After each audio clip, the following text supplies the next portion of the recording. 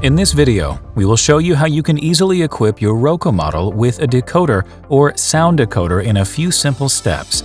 This is particularly easy with our sound-ready models, which already feature an installed loudspeaker and, depending on the version, buffer condensers.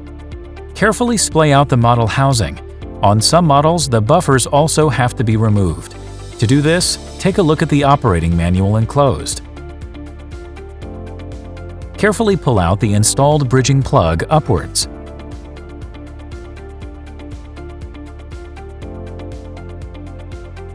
Now take your decoder, observing the pinholes on the board and the plug pins on the decoder.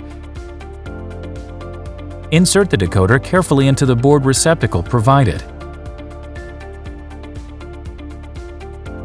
And you're done!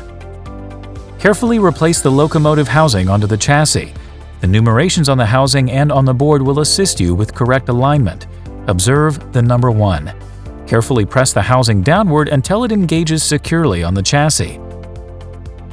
Now your model is ready for use. We wish you lots of fun with it.